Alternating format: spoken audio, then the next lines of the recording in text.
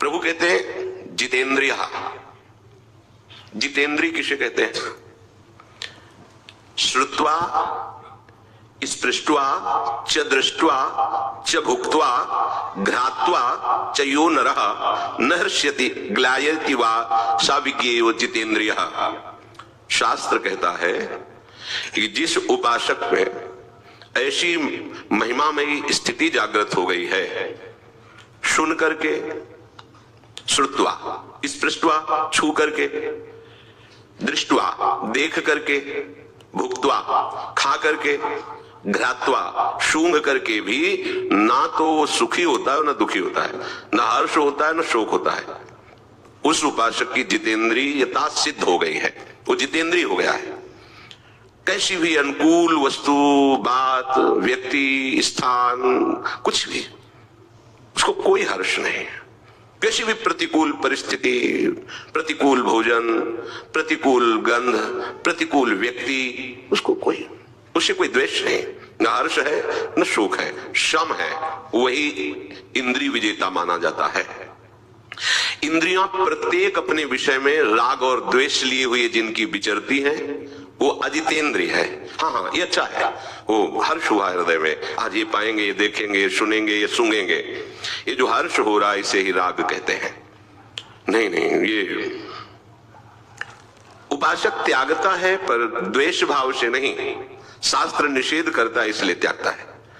एक होता है द्वेष पूर्वक त्यागना, ये हमें पसंद नहीं, उसमें हमारी पसंद नापसंद की बात नहीं, शास्त्र आज्ञा है, गुरु आज्ञा है, इसलिए उसका हम त्याग करते हैं, और जो शास्त्र विधान है, गुरु आज्ञा है, उसे हम स्वीकार करते हैं। न राग पूर्वक हम स्वीकार करते हैं, न द्वेष पूर्वक किसी वस्तु व्यक्ति स्थान का त्याग करते हैं। समझिए, हम राग पूर्वक किसी वस्तु व्यक्ति स्थान को स्वीकार नहीं करते, ना द्वेष पूर्वक किसी वस्तु व्यक्ति स्थान का त्याग करते हैं। शास्त्र पद्धति के अनुसार, हम गुरु आज्ञा के अनुसार हम स्वीकार करते हैं और त्याग करते हैं। अपने परम कर्तव्य का पालन करने में जो भी हमें निषेध किया गया है उसका हम त्याग कर रहे हैं, द्वेष पूर्वक नहीं, घृणा पूर्वक नहीं, नफरत पूर्वक नहीं। वो ऐसा उपासक जितेंद्रिय माना जाता है। राग द्वेष से युक्त इंद्रियां हमको ऐसे कर्मों में फंसाती रहती है जिससे हमारा अगला जन्म निश्चित है। राग द्वेष रहित होकर के जो इंद्रियां विचरती हैं वो जितेंद्रिय मानी जाती है। साधक को चाहे जितनी अनुकूल परिस्थिति आ जाए, आना नहीं चाहिए, द्वेष नहीं करना चाहिए। ये जीवन मुक्त होने के लिए, भगवत प्रेम प्राप्त करने के लिए अत्यंत आवश्यक है। पूज्यपाद सिउड़िया बाबा जी से एक उपासक ने कहा कि जहां यहां प्राया जाते हैं वहां पूरी कचौड़ी यही पकवान मिलता है, तो रोज रोज पकवान पाके जी उग जाता है। तो बाबा ने कहा फिर जाके ब्याह कर लो और पत्नी से अनुकूल भोजन बनवा के पाओ। तो कहा बाबा ये तो शरीर की अनुकूलता के कारण हम कहते हैं, कोई प्रतिकूल नहीं हो सकता। आपकी भूख है 4 पूड़ी 4 कचौड़ी की, आप एक एक पा लीजिए, आपके प्राण पोषण हो जाएगा, बिल्कुल आपको कोई परेशानी नहीं होगी। नहीं होगी, क्योंकि जठराग्नि प्रबल होती चली जाएगी, मंद नहीं होगी। मंद जठराग्नि में समस्या होती है, मंद तब होती जितनी आवश्यकता होती उससे कई गुना अधिक डाल दो तो फिर अग्नि जो जठराग्नि वो मंद पड़ जाती है। माना कि आपको पकवान ही मिलते हैं, तो बाबा ने कहा 1 पूड़ी 1 कचौड़ी, जिससे प्राणों का पोषण हो गया और आपकी कोई विघ्न नहीं पड़ेगा। तो हमको ये देखना है, हमें किसी वस्तु से द्वेष नहीं कर, ये नहीं, ये हाँ ला, ऐसा नहीं, किसी व्यक्ति से नहीं, किसी पदार्थ से, क्योंकि सब भगवत स्वरूप है। हाँ, शास्त्र जिसे निषेध करता है हम आज्ञा पालन के लिए हम उसका त्याग करते हैं, द्वेष पूर्वक नहीं। शास्त्र जिसका विधान करता है हम आज्ञा पालन के लिए उसे स्वीकार करते हैं, राग पूर्वक नहीं। साधु राग द्वेष पूर्वक त्याग या ग्रहण नहीं करता, शास्त्र सिद्धांत के अनुसार ग्रहण या त्याग करता है। तो जितेंद्रिय अत्यंत आवश्यक है।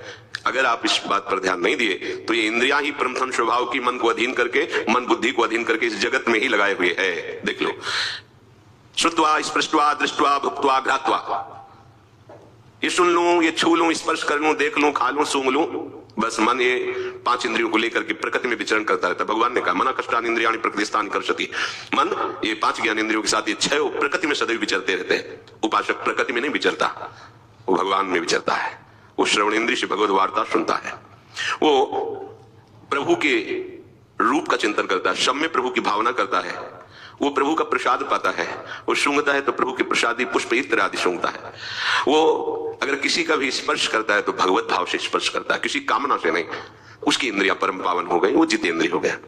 देखना, इंद्रियों के न घोड़े भगे, रात दिन इनमें संयम के कोड़े लगे। छूट कर दी इंद्रियों की तो फिर साधक की किस बात के, उपासक किस बात के। ये इतना महत्व भोगों का बढ़ गया है हमारे हृदय में कि ऐसा लगता है मैं इस वस्तु के बिना, इस व्यक्ति के बिना जी नहीं सकते। कितना मतलब हमको इंद्रियों ने परास्त कर दिया, कैसा अज्ञान छा गया कि जो हमारा स्वरूप है असंगोहम, वो संग से कितना पतित हो गया कि वो सोचता है मैं इस शरीर के बिना नहीं रह सकता, इस भोग के बिना नहीं रह सकता, इस विषय के बिना नहीं रह सकता। अगर ये कोई बात हृदय में आ रही है तो समझो अभी साधना के पथ पे ही नहीं आरूढ़ हुए। देखो अपने जीवन में झांक के देखो, क्या ऐसा लगता है आपको कि इस व्यक्ति के बिना नहीं जी सकता, इस वस्तु के बिना नहीं जी सकता, ऐसा? हाँ, वृंदावन के बिना नहीं जी सकते, सत्संग के बिना नहीं जी सकते, प्रिया प्रीतम की स्मृति के बिना नहीं जी सकते, उनकी सेवा के बिना नहीं जी सकते। हाँ, अब बात आ गई, इनसे विमुख अगर कोई भी वस्तु, व्यक्ति, स्थान आपके हृदय में अधिकार किए है तो झटपट उसको निकाल डालिए। अगर नहीं निकालेंगे तो संपूर्ण हृदय पर जब जागतिक आसक्ति का अधिकार है तो फिर प्रेम कहां प्रकट होगा? खाली हृदय में ही प्रेम प्रकट होता है। अगर ये प्रपंच भरे हुए हो तो कैसे होगा? बात करते हैं कि हमें श्री जी चाहिए, हमें प्रभु चाहिए, और अंदर से देखो तो हम एक छोटे छोटे विषय में इसके बिना नहीं जी सकते। ये तो चाहिए ही, जब तक ये है कि ये तो चाहिए ही, तब तक श्री जी मिल जाए ऐसी चाह प्रकट ही नहीं हो सकती। जा ही न चाहिए कबहू कछु, जिसे कभी कुछ नहीं चाहिए, जैसी भी परिस्थिति है उसमें राजी है। जोई जोई प्यारो करे सोई मुहि भावे, इससे बढ़िया जितेंद्रियता क्या होगी? प्यारी जैसी व्यवस्था कर रहे उसमें हम प्यारे कर रहे हैं इसलिए राजी हैं। वो चाहे प्रतिकूल व्यवस्था लगे हमारे मन को, चाहे अनुकूल लगे, अपने को इस भाव से चलना होगा। जितेंद्रिय होना बड़ा कठिन और जितेंद्रिय होना बड़ा सरल है। कठिन है उनको जो अपने बल से होना चाहते हैं, और सरल है उनको जो प्रियालाल की चरणारविंद की आसक्ति से होना चाहते हैं। बहुत सरल है। हमारी रसेंद्री ललचाए पाने के लिए प्रियालाल की जूठन, हमारे कान श्रवणेंद्री ललचाए सुनने के लिए, जहां जहां पिए की बात सुने खोजत तीन कहनन, बात सुनने के लिए ललचाए श्यामा श्याम की, उनके सिद्धांत सुनकर, उनकी प्रेम रस प्राप्ति की बात सुनकर के हमारा हृदय आनंदित हो। हमारे नेत्र ललचाए प्रियालाल के जनों के दर्शन के लिए, प्रियालाल के दर्शन के लिए, श्री विग्रह के दर्शन के लिए, शम में भगवत भावना करके दर्शन करने के लिए। हमारी घ्राणेंद्री सुगंध के लिए ललचाए प्रियालाल की प्रसादी चरणारविंद में चढ़ी हुई तुलसी पुष्प आदि, उनके श्रीअंग स्पर्श किया हुआ इत्र आदि, ये हमारी घ्राणेंद्री ललचाए। तो जितेंद्रिय प्रियालाल के इस संबंध से स्वाभाविक आप हो जाएंगे, आपको कुछ नहीं करना पड़ेगा।